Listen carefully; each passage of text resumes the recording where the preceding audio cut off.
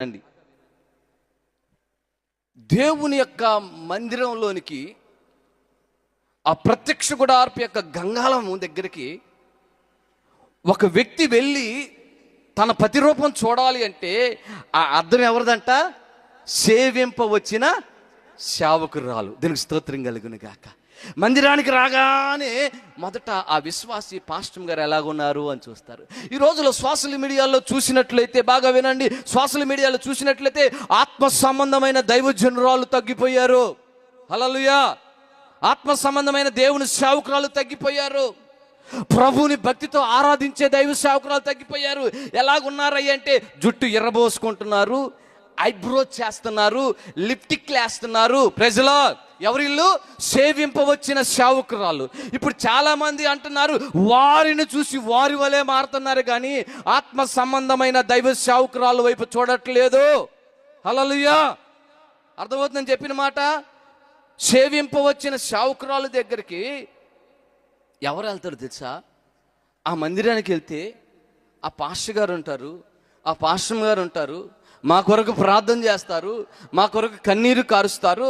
నేను ఇదిగో తాగుబోతోడిని, ఇదిగో నేను పాపమైన లోకంలో నేను జీవిస్తున్నాను, నేను పాపిస్తోడిని, నా జీవితం దేవుని ఎదుడు సరిగా లేదు, ఈ రోజైనా నేను మారాలి అని అక్కడికి వెళితే ఏం కనబడాలి తెలుసా?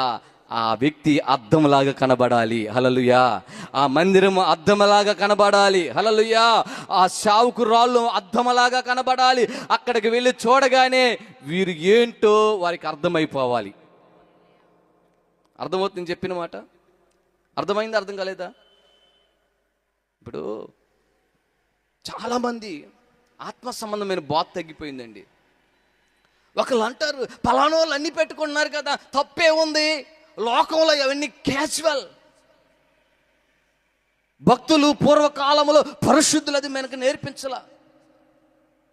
వాళ్ళు ప్రాణత్యాగాలు చేసిన దైవజనులు ఒక వ్యక్తి ఎలా బ్రతకాలి, ఆత్మ సంబంధంగా అంటే ఎలాగుంటారు, లోకంలో ఉంటే ఎలాగుంటారు అనేది ప్రతిదీ అర్థముల వలె, ప్రతిదీ మనకు అర్థమైన రీతిలో ఆ రోజుల్లో పరిశుద్ధులు బోధించారు. హల్లెలూయా. ఈరోజు దేవుని మందిరంలో దేవుని యొక్క సహవాసానికి ఈ మీటింగులోకి వచ్చిన మీతో ఈ గంగాళం దేనికి సాదృశ్యం అంటే, ఇక్కడికి వచ్చిన ప్రతి వ్యక్తి మార్పు చెందాలి చూసుకొని. హల్లెలూయా. మార్పు చెందాలి. నేను చెప్పే మాట ఏంటంటే, ఏ సేవకురాలు నేను కించపరిచి మాడట్లేదు, మనల్ని చూసి వాళ్ళు మార్పు చెందాలి, మారాలి.